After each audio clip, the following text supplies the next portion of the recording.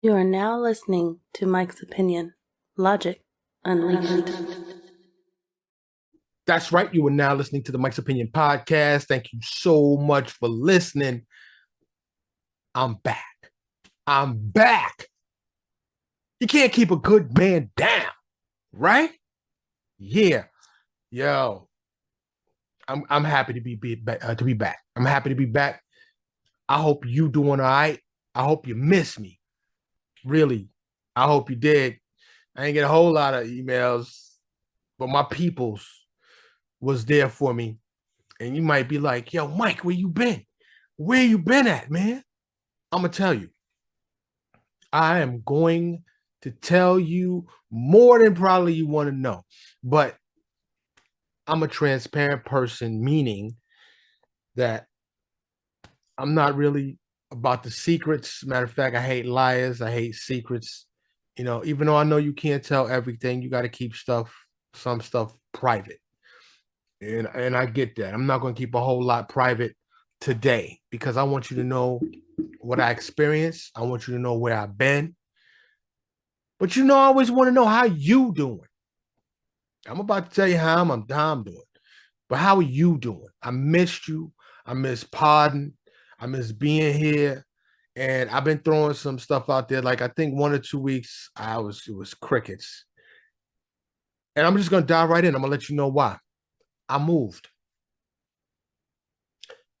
I I want to say I was forced to move, but that's not the case. I mean, it is the case, but it's not the case. But that's why I've been MIA. I had to move, and I'm not one to record from my phone type dude. I'm just not. And I usually do the blurred background. What you think about the beach? In case you don't know, I'm pretty sure you know, but in case you don't know, I'm not on the beach right now. I would like to be on the beach. Look at those waves. Look at those waves, the palm tree blowing in the wind, right? Who wouldn't like to be on the beach? Nice 75 degrees, 74 degrees, nice, cool, tropical drink. Give me a nice daiquiri loaded up with the alcohol. You know what I'm saying? Just chilling. Maybe a little steel drums in the background. Anyway, it really, like I said, there's a lot to say, and I'm trying to think of where to start. A lot of times I prep for episodes. I didn't. I was just eager to get on. I finally got everything set up. First of all, that's where I'll start.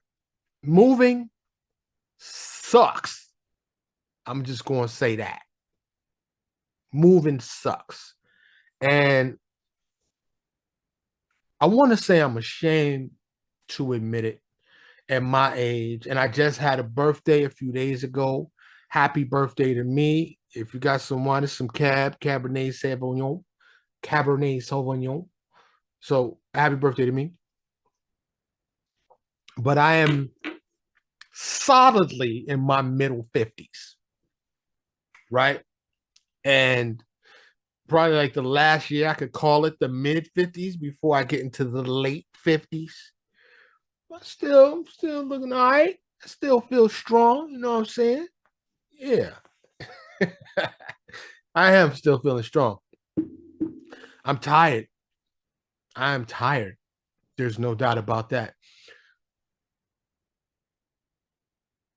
But wifey and I moved everything by ourselves. And you say, yo, Mike, why you do that? Because it would have cost me anywhere from about $1,000 to $1,800 for movers. And shout outs to wifey, big ups to her. Because women's strength is women's strength. I'm just gonna say that. I'm not gonna, the trans stuff that's going on with biological males racing and swimming, and I'm not going there. I'm just gonna tell you, man strength is different from women's strength. And we had not one, not two, but three 26-foot truckloads, packed truckloads and then some stuff in the SUV to move. And full transparency, we moved from 31 over 30, almost 3,200 square feet into 2,100 square feet. So there was that. We sold a lot of stuff. We sold the giant trampoline. We sold the elliptical. We sold the treadmill and a bunch of other stuff that was heavy. But I did the work of 4 men. Like I said, big ups to wifey because she was there. My wife is strong. Some stuff I couldn't have lifted without her help. But we just didn't have the money. Just honestly speaking, we just did not have the money to pay movers. So this is why I know in my mid-50s, closer to 60 than I am 50, that I'm still in good shape, that I'm still strong. Because I lifted stuff I didn't think I could lift. And I'm going to tell you this. I have been in the United States Air Force. I have been a firefighter. I come from the streets of New York City, Harlem and the South Bronx in particular. And when I tell you, I have never been that tired in my life. In fact, it's been a few weeks. I think I'm still recovering. And a lot of my, no offense to a lot of my dudes out there that I run with that's my age, but they couldn't have done it because they didn't have hip replacements. They need knee surgery. They wearing back braces just to walk, and it just comes with the age. So I'm very blessed, very fortunate to even be able to have done it. And without breaking shit and without injuring ourselves. So that's where I've been. That's what I've been doing. And you say, yo, Mike, in your 50s, why you don't own property? Why you don't own a house? Well, it's a good question. It's a fair question. But I'm gonna just be honest with you. And it's embarrassing. Because I should be in a much better position. But there's legitimate reasons why. Choices that I've made that have put me in this position. Okay, to not be a homeowner. One of those choices is I have chosen not to get a mortgage. And I'm not judging, I'm not hating, none of that. Because there's a lot of ways or a lot of people that have opted to mortgage a house for 15, 30 years. I hear they doing mortgages longer than that now.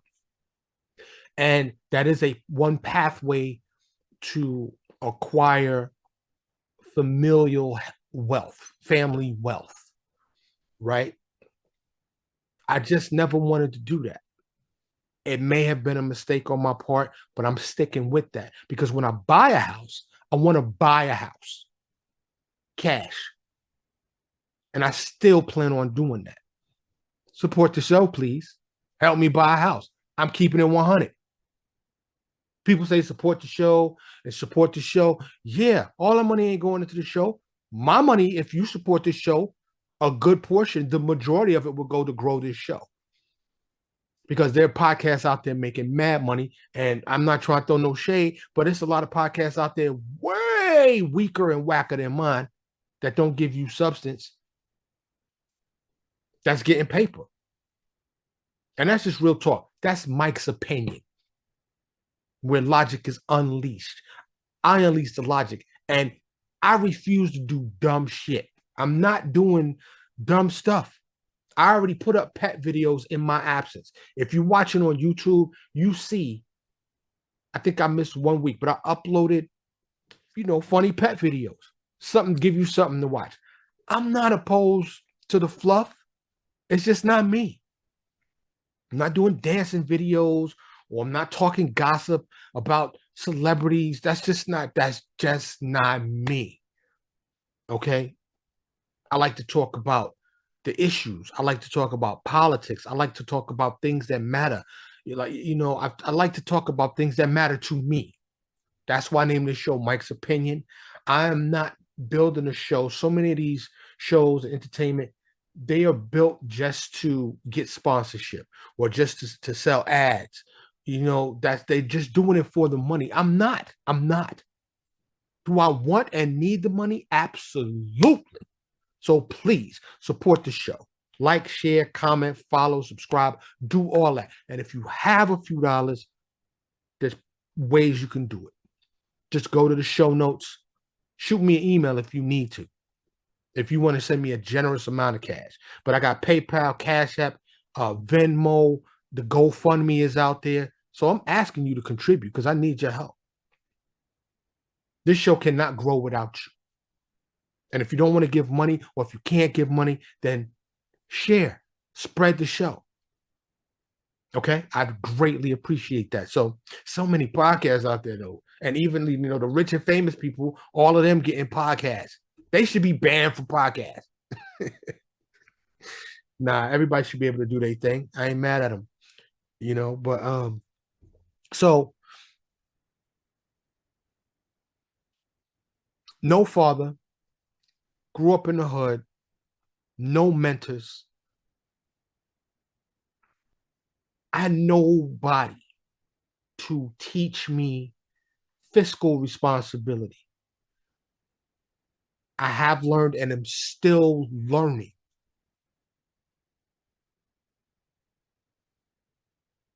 So like I said, I'd like to say I'm ashamed to admit that. I'm not. It just is what it is. It's my truth. It's my truth. So I've had to learn on my own. Okay. And I ain't always been broke. Okay. I'm transitioning businesses. Okay. So let me give you a little insight. And I'm sharing things I've never shared on this podcast. I'm sharing things that I don't share with many people, but I'm just putting it all out there. Because hopefully somebody can learn from my journey, from what I'm going through. So I've been self-employed, and I've said this on the pod many times, for over 20 years. And you say, yo, over 20 years, you still broke? Yes. Yes. But it's by choice. It's by choice. A lot of friends, a lot of family has said, yo, nigga, go get a job.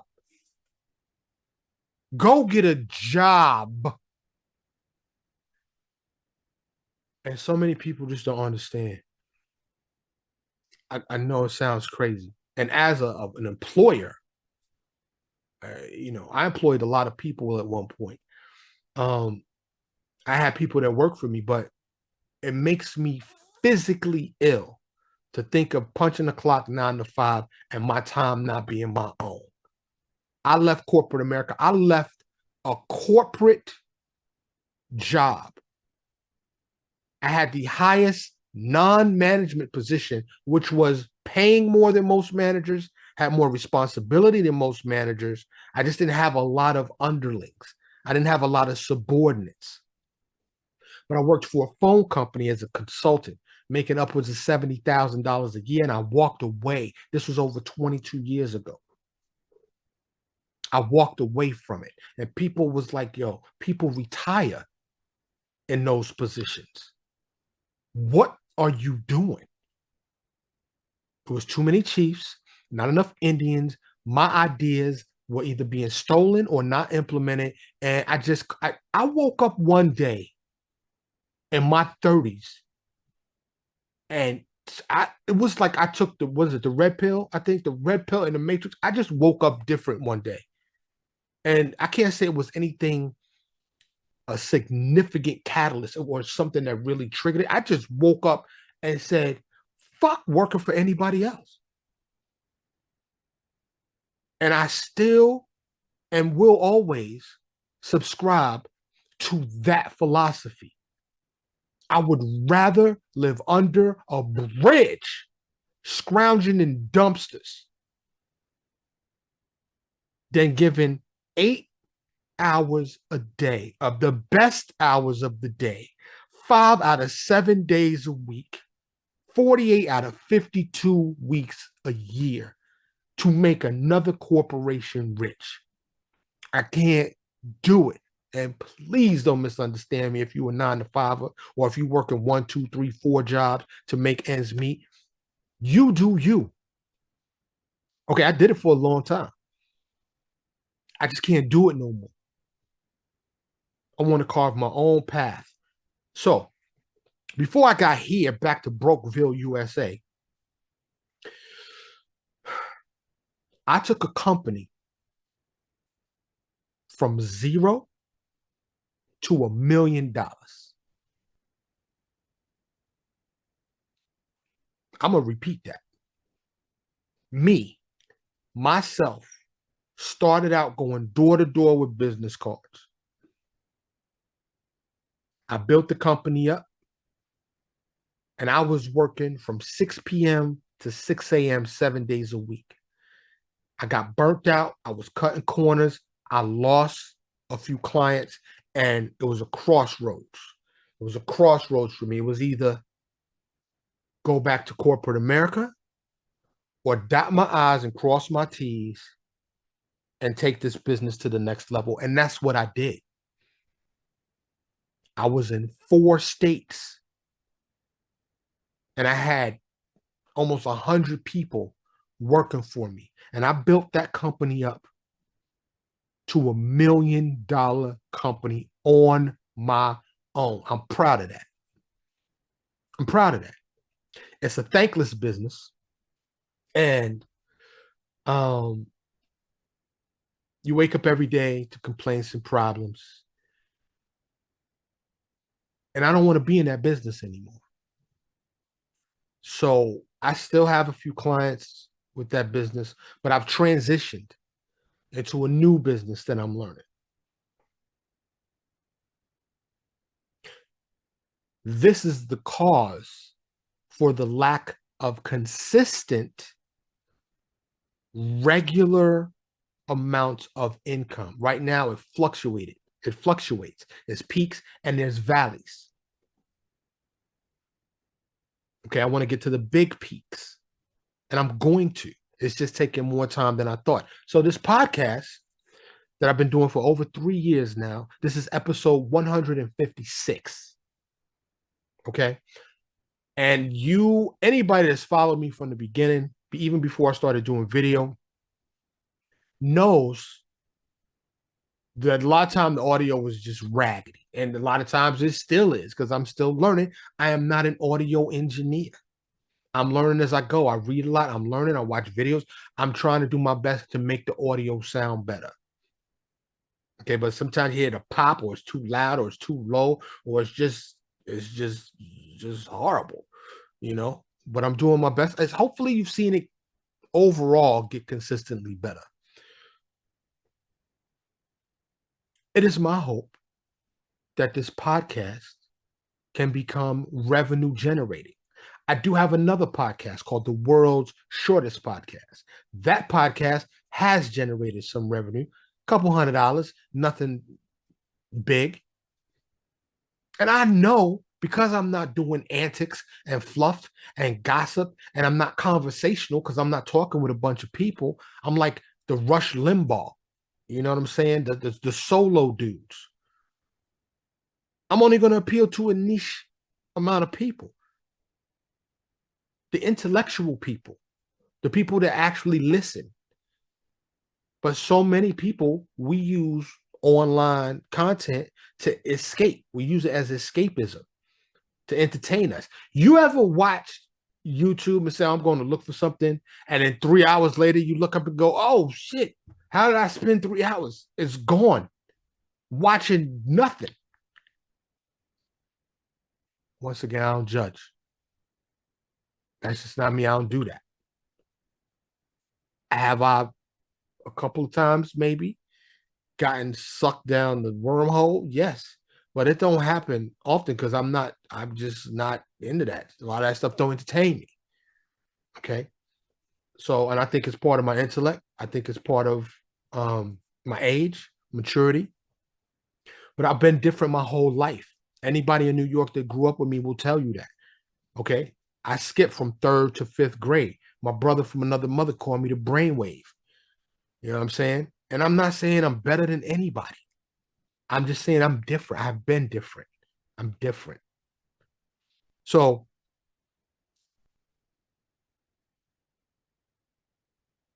now I'm into a different business. Sports cards, antiques, and collectibles. Like, this is something I love to do. Okay.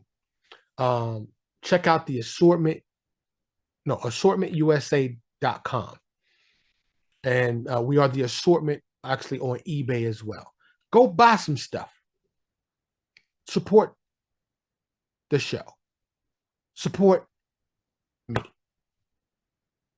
I'd really greatly appreciate that. We got some great stuff out there. Great stuff. I love going to liquidators, estate sales, garage sales, other auctions, and it's like a modern day treasure hunt. And this is what I've been doing for years. And I love it. And like I said, things are going good. We're on the ascent because I'm learning as I go. Okay. So I live in a northern county of Dallas. It's north of Dallas, one of the safest places to live by several lists. And the house I was leasing was leased by an Asian person. And let me stop right there. Y'all have listened to the podcast, and anybody that knows me, there's not a racist bone in my body. I love everybody, including the Ku Klux Klan and white supremacy. All of, I love everybody, regardless. Even if you want to hang me from a tree, I don't care. I love you anyway. Will I protect myself and my family? Absolutely. Fearlessly and ferociously. But I'm trying to talk it out first, or I'll walk away first. But if I feel I'm in danger and my back is against the wall, I ain't got no choice.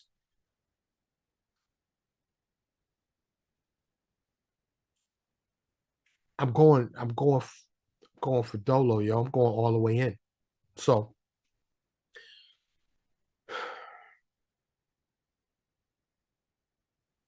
in the county in which I reside, and I choose to reside here because the infrastructure is better. And people say, well, why you choose to live there amongst all the white people? Well, there will be no safe havens. Okay, I'm representing wherever I'm at. And I grew up in the hood around all black people and Puerto Rican people and Jamaican people and Haitian people. And I love my people. I'm black. I ain't trying to be white. However, if we being real, if we talking honestly, I don't want to live in the hood. And unfortunately, there are too many black neighborhoods that ain't the hood. It's just a fact. And really, I wouldn't care if it was all black people here.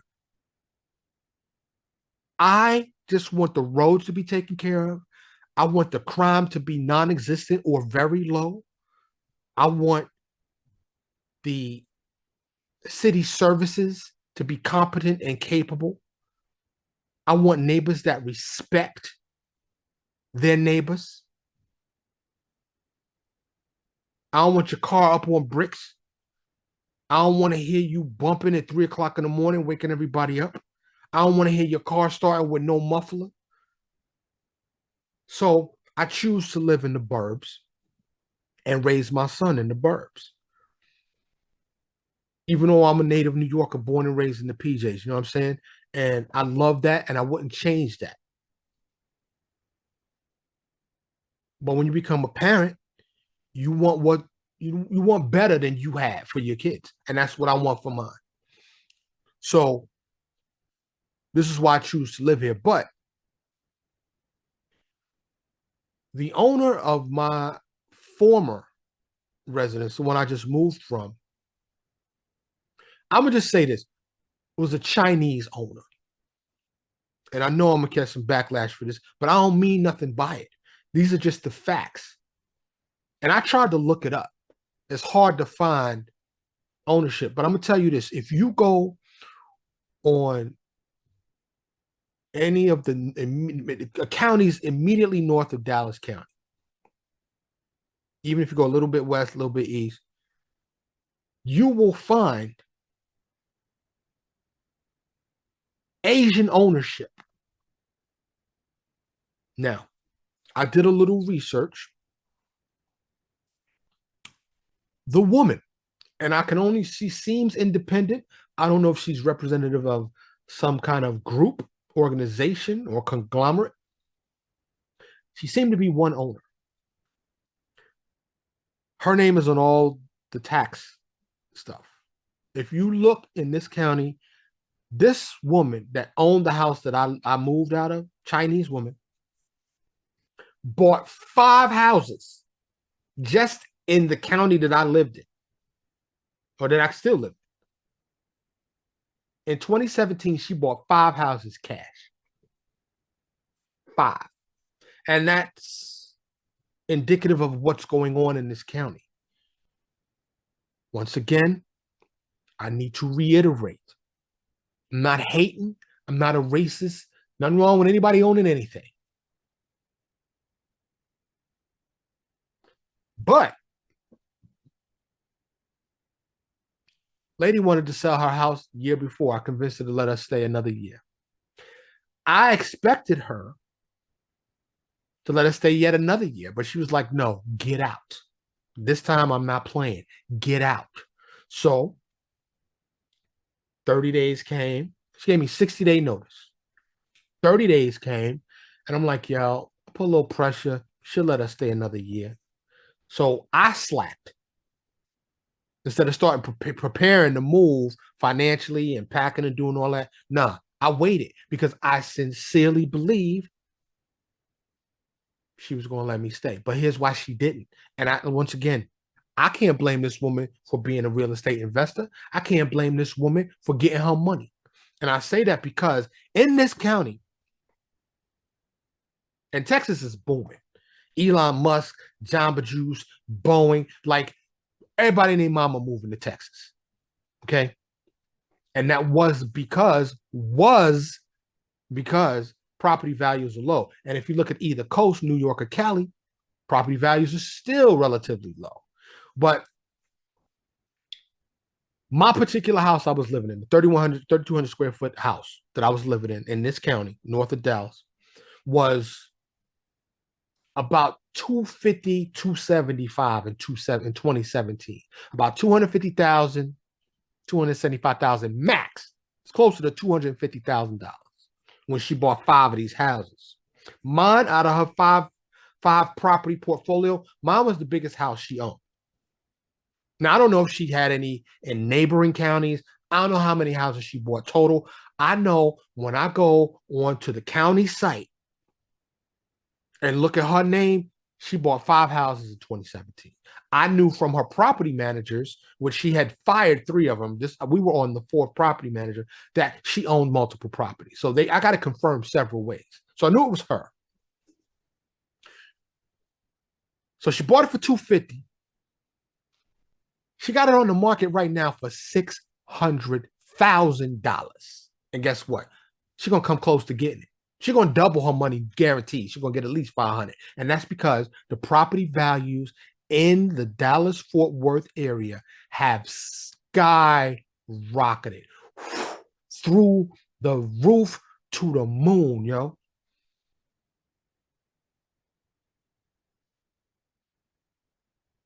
Can I blame this woman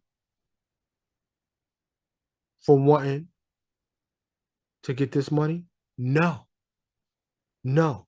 Regardless how inconvenient it was for me and my family. Now, my wife, my beautiful wife, she lets me lead this family. Okay. And my decisions are not always the best. My choices are not always the best. Let me rephrase that.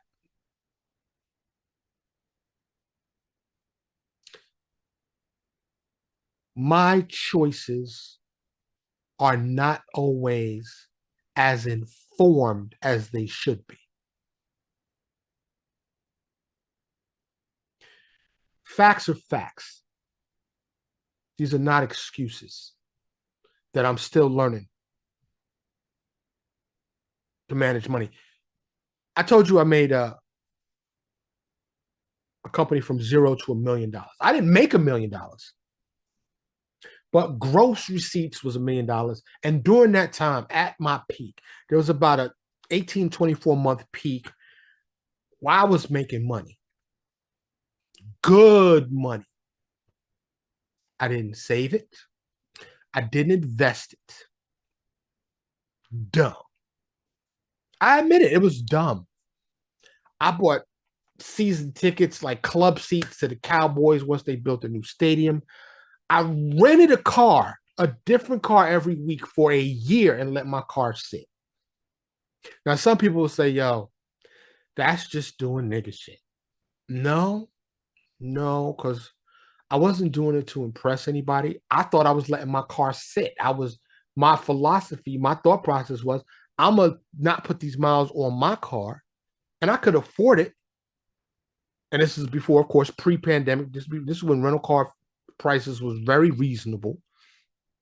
I wasn't trying to floss. I wasn't at the club. I wasn't renting Bentleys or nothing like that. I was renting like Ford Flexes and like stuff like just regular cars. I wasn't out in the streets like that at the time. I mean, I was living with. You don't even know all that, but it was hindsight is 2020. You ever heard that? When you look back and you say, I can see clearly now. I can see what I should have did. I can see what I should have done with that money. But you know what? I'm smart enough to learn, because as a kid from the streets of Harlem in the South Bronx, I'm not even supposed to be here. I know a lot of dead people. I know a lot of incarcerated people that ain't never getting out. I know a lot of people that's still on the corner, my age, dudes I ran with. I went back to New York a few years ago, that's still drinking 40s on the corner.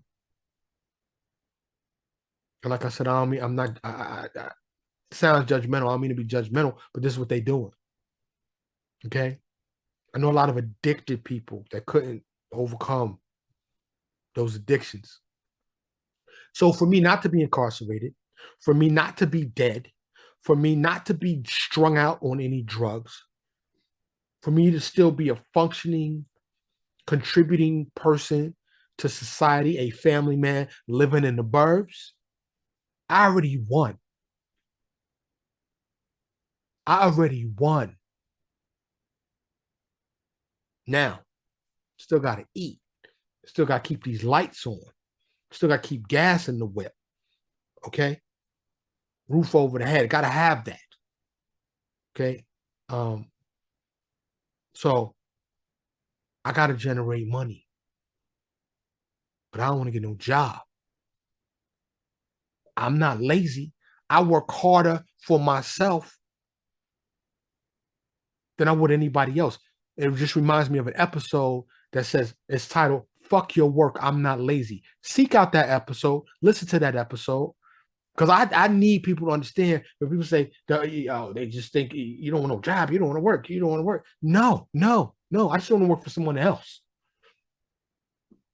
I like my time being my own. And I grind. And I'm going to turn this business, this new business, into a multi-billion-dollar business. Get rich or die trying, baby. And I don't want to do it because I need 5 houses. I don't want to do it because I need a private 747 or I need bling, bling, bling. No. When I get this paper again, and it'll be much more paper than I had before. I had paper, but I wasn't like major paper. I just wasn't worried about the bills like I am now, or every month to month to month. It's very nice living like that, when you won't have to worry about is the bills getting paid this month. Okay. I'm not there right now. Right now I'm worried what's gonna get paid. Yeah, it's like that right now. And while I'm on that, I had to ask for help from friends, loved ones, family. And I just want to tell you, to all of you that did hold me down, that gave your hard-earned dollars to support me and my family, thank you. Thank you so much. It means the world to me. And as soon as I'm up, I'm going to lace you tenfold. It's coming back to you. Believe that. And whether you want it or not, you're going to get it. Because it's really hard to express how I feel and how much it means to me. When somebody supports you unconditionally, even if they disagree with you, even if they like, yeah, I'm gonna give you this money, but you need to get a fucking job. You know, that is priceless. It really is. So from my heart, from my soul, from my spirit, thank you. And as long as I'm here, I'm grinding every day with the goal to give. And this is what I will do once I am successful again. I will invest. I will save. Most importantly, I want to share. I can't say give back, but yeah, I do want to give back, but I want to give to those in need. To me, it's a conundrum. I'm befuddled and bewildered why anybody is hungry on earth. Why people with hundreds of millions and billions of dollars don't just, like, if everybody that made over $50 million a year, or that just had $50 million and up, the 1% could solve the food. Like, food should be everywhere. Clean water should be everywhere. Okay, if you do the math and say, okay, these tens of millionaires, hundreds of millionaires, billionaires, there's only 8 billion people on this planet. Why is anybody ever hungry? Unless they choose to be. Why isn't clean water everywhere? Why is housing a for-profit endeavor? Nobody should be without a roof over their head on planet Earth. We got enough land mass. We got enough materials.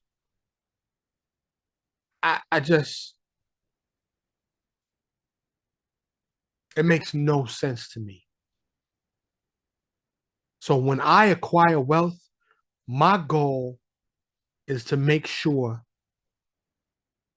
and I know I can't solve it on my own, but I would like to try to make sure nobody is hungry, nobody is without a good place to live. There are people that live in 50,000 square feet. My 3,000 square foot house was too big. I'm gonna just keep it 100. There was a couple of rooms we rarely went into.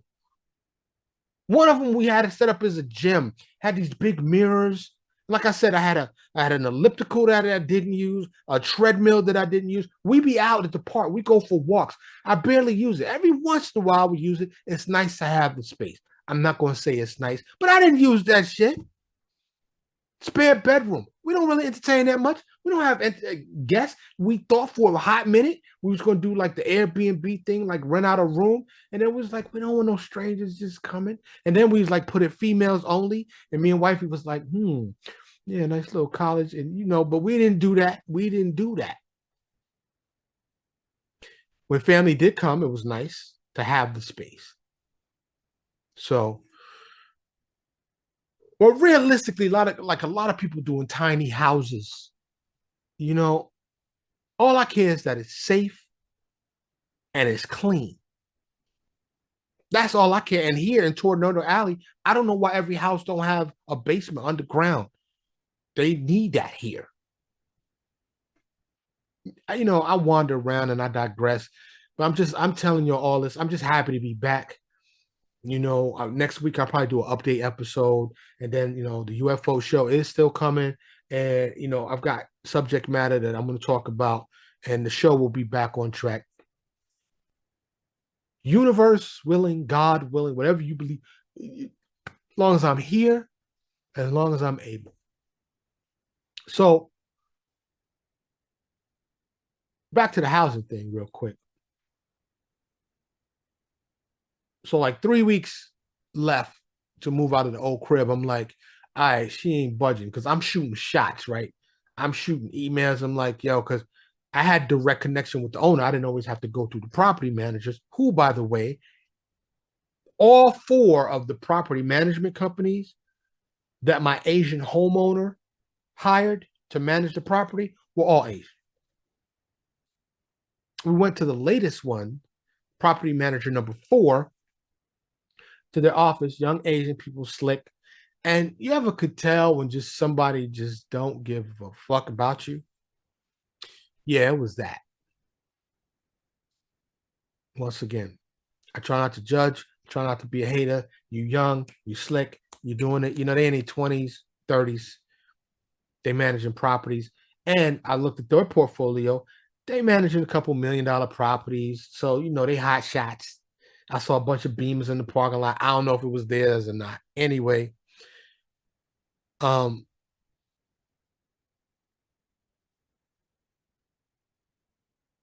I'm like, yo, y'all gonna put my family in a bind. I told this to the property manager and the homeowner.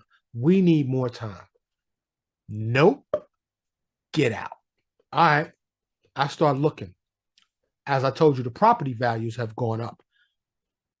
Property I was in was $250,000 5 years ago. Now it's $600,000.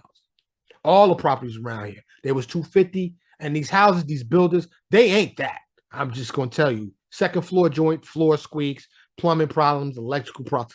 These houses ain't all that. Are they nice enough? Yes. I'm saying that to say all the rents have shot up too. Okay. I'm paying $2,300 a month for my house. Real talk, she could have jacked the rent up in my old crib a long time ago. It definitely could have and didn't. And I'm thankful to her for not doing that. Okay. But now that same house, that same square footage in the county that I live in is 3,500 and up. People asking $9,000 for a 3,100 square foot, 3,200 square foot house in this county. That's on the exorbitant, greedy side. Some of this shit is just plain greed. And once again, can I hate? Can I hate? You got a second mortgage, you got an investment property. You did that to get paper. Do I think it's fucked up and wrong? Yes. But it's the world we live in. If you can't beat them, join them, right? Capitalistic society. It's all about capitalism here. Fuck you and your family. I'm trying to get this money. Hospitals are for profit. Colleges are for profit. What's the first question they ask you if you run into the ER? If you bleeding out, do you have insurance? How you gonna pay for this? They don't care how injured you are. They will send you to the poor people hospital. It's the world we live in. I hate it. I hate it. I wish we didn't live on a money society, but that's the way it is. So We looking around, trying to maintain the space and the lifestyle. It became apparent real quick. Nah, nope. We ain't gonna be able to do it. We're gonna be lucky enough just to stay in the area. But to do that, we're gonna have to downsize. So found a spot, went to check it out. With the exception of the house we're in now, we looked at 25 houses and probably sent out messages to view the property to another 25 more. Now, one thing I didn't do was get a realtor. Some of these people won't even talk to you unless you got a realtor, which I found ridiculous. Why do I can't represent myself, but I understand the system and how it works, fine. So you got no callbacks on half of the properties. Every other property, with the exception of this one, well over 25, well, I say between 20 and 30 properties. And I'm not exaggerating here. Every single one of them was owned by an Asian person. Every single one. Now, I tried to look before I started this episode to see. I couldn't find any definitive statistics, but conglomerate ownership, banks, corporations, and agents are grabbing up real estate, not just here in the Dallas-Fort Worth area, but all across the country. It's for sale. They buying it. I can't hate. It just seems a little peculiar. And I can tell you what skin color they ain't renting to. Do I have the best credit score? No. Is my income due to my self-employment inconsistent? Yes. However, I did sit on the board of directors for a local nonprofit here. My business has been here for over 20 years. I've been with the same bank for over 20 years. If you look at my picture, you will see I'm established, not going nowhere. And even if I'm late, I pay my bills, particularly where I'm living. I have good rental history. Last 15 years, I've only lived in 2 other places. This is the 3rd.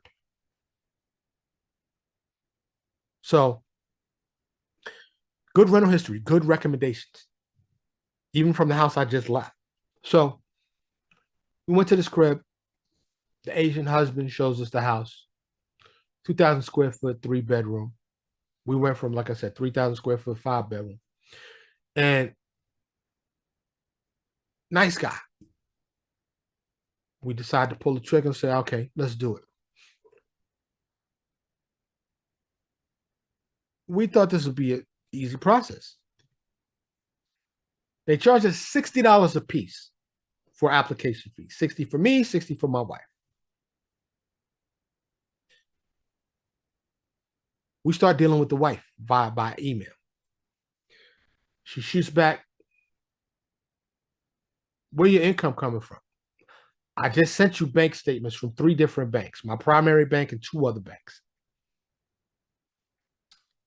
I redacted, meaning I blacked out where I was spending money at.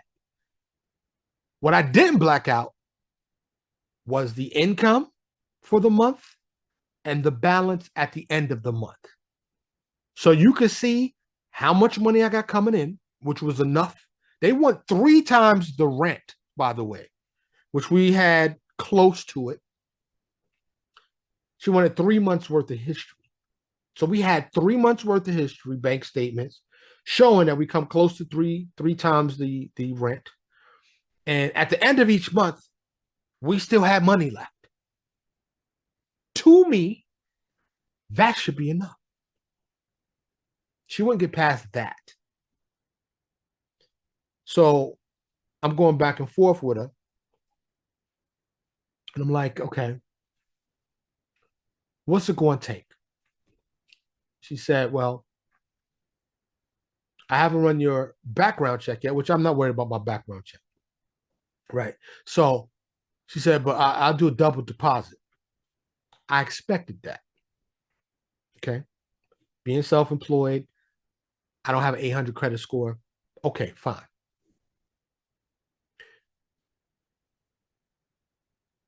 I have had to pay a double deposit before when I was much, much younger for apartment. They usually will let you pay it over time. Nope. This lady wanted first month, last month, and no, first month and a double security deposit up front. She wanted $7,200 at least on it. First of all, I didn't have it. Second of all, even if I had it, no. Let me pay some of this out. She wasn't budging. Anyway, we didn't get to that house. I said every house was Asian owned with the exception of the one I'm in. Well, there's a lovely Israeli couple who happen to live in Israel who they lived in this house for 5 years and they moved back to Israel. And this is who we are leasing from now. So far, so good. It's been 3 weeks, hasn't it? We hadn't even made the second month payment yet. Um, like I said, much smaller house. Trying to fit, and like I said, I'm self-employed, so I have inventory that we keep all over the place. Okay, in these big bins and boxes. So we had big furniture. You know, we had been living in that house, the house I just moved from, for almost 5 years. The house prior to that I lived in for 10 years. Had acquired a lot of stuff. Fitting that much stuff into a house that's 1,000 square feet less is a challenge. I'm just going to say that. We will be selling a lot of stuff, more stuff than we already sold, just to be able to fit here. Okay. I'm not getting 3 and 4 storage units just to house a bunch of stuff. I'm not a hoarder. Okay. So,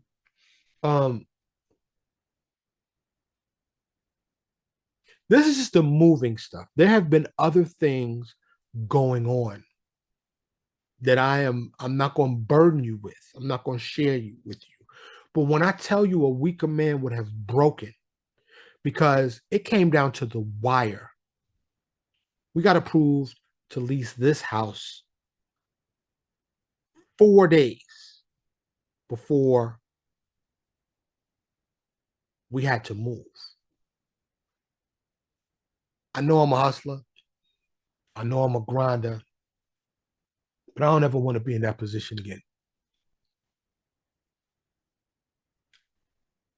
I may mortgage a house, or not even mortgage a house. I want some acreage. So my focus over these next 11 months left is to put myself in that position. Again, I ask you to support the show. Okay.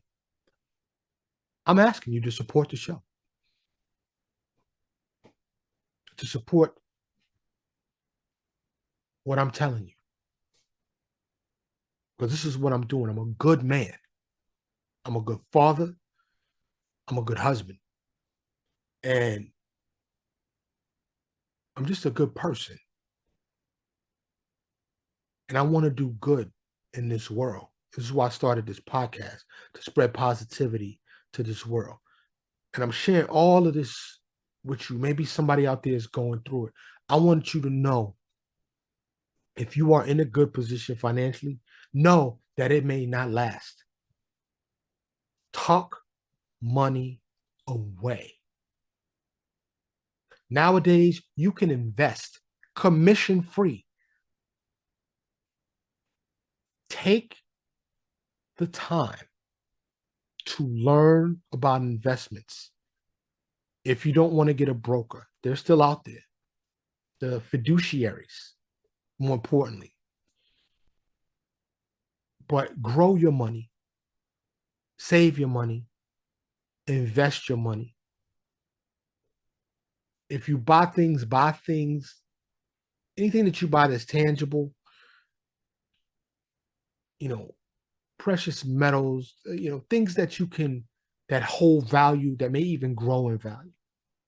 Okay. These are all things that I did not do, that I suggest you do. I have learned the hard way, not the hardest way. Okay. But these last weeks, like I said, I've had other stuff going on. So it's really these last months, last year, it's been hard. It's been very hard. But I'm up for the challenge. I'm up for the challenge, and I keep rising to it. I'm going to keep rising to it, and I'm going to get back up. Like up. But learn from this. Learn from my mistakes. Learn from me not making the best choices. And I'm just, I'm sitting here, and it's embarrassing. I'm embarrassed to tell you this. And you say, yo, you ain't got to tell me this. I don't. Like I said, I want to let you know where I've been. I want to let you know what I'm doing. But the most important thing, I want to maybe help somebody not go through this. I want somebody to learn from my mistakes so you don't find yourself in this position. Like I said, there's multiple factors involved. Who knew this real estate market was going to blow the way it did? Do I wish maybe I would have bought 5 properties? Because this lady is going to make, I don't know if she's selling all her properties or just the biggest one in her portfolio in this county. I don't know how many houses she owns, but she stands to make easy after she pay off the mortgage. She going to clear $250,000. Easy. So I can't be mad at her. I can't be mad at that. Like I said, she was nice enough not to raise the rent. She gave us time. She gave us notice. And like I said, she wanted to sell last year, but I convinced her not to. So, look, being a black man in America is hard. And you'd be like, yo, no, you didn't play the race card. It's not a card, and I ain't playing. It's real. And it's a fact. They're trying to get reparations out here or in many places around the country. Cali is really popping with it. You know what I'm saying? We do that. We're owed that. Okay. You look at the news and you see, always in the news, they got an uneducated black person or seemingly ignorant or seemingly criminal black person.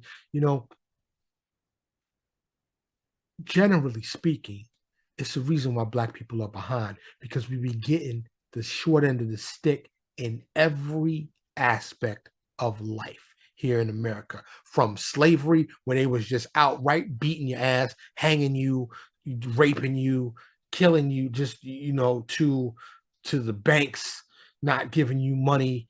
You could be equal on paper, but you're black, you're not getting the money. To us being almost killed just for trying to educate ourselves and read a book for centuries.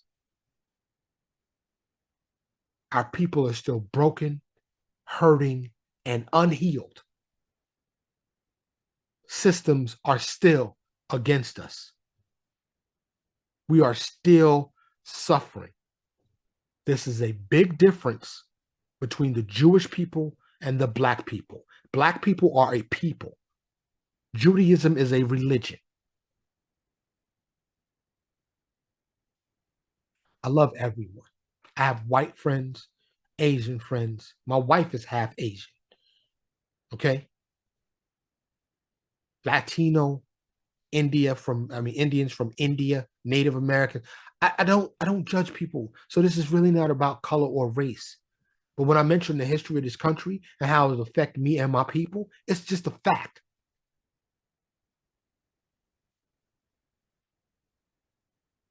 The wrongs have not been righted, and they need to be. And I remember, I think Kimberly Latrice, I can't remember when George Floyd died and he was rioting, or I don't know if it was George Floyd. I think it was George Floyd, not Eric Garner. Like the list goes on and on. But listen to the 7-part series I have called called Healing. It's a 7-part series I have called Healing. You should definitely check that out. But I remember her saying, and I'm paraphrasing here, that when it comes to Black people, America should be happy that we don't want revenge, that all we want is equality. We don't want revenge. I don't want revenge on this country. I just want to be accepted. And that's beyond generous. That's beyond forgiving. That's beyond kind. Considering what African American people, what Black people suffered, our ancestors suffered for century after century after century. Centuries, hundreds and hundreds and hundreds of years. Hundreds of years. The babies, the mamas, everybody suffered, enslaved.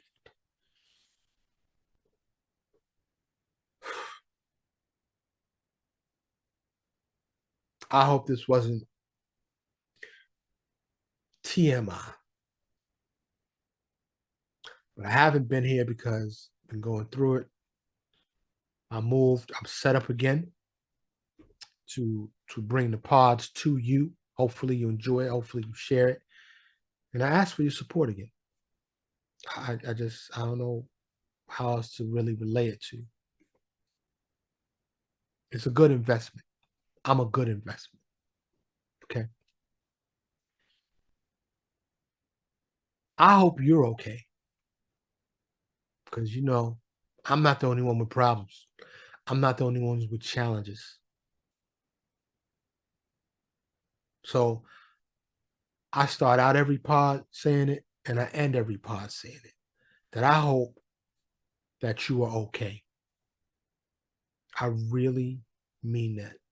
I mean that.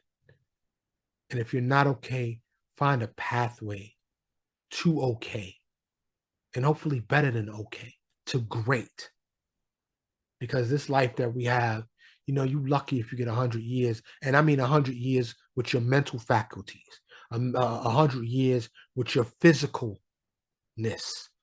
still being able to know who you are, where you at, who your family is, still being able to walk and take care of yourself, and feed yourself and dress yourself.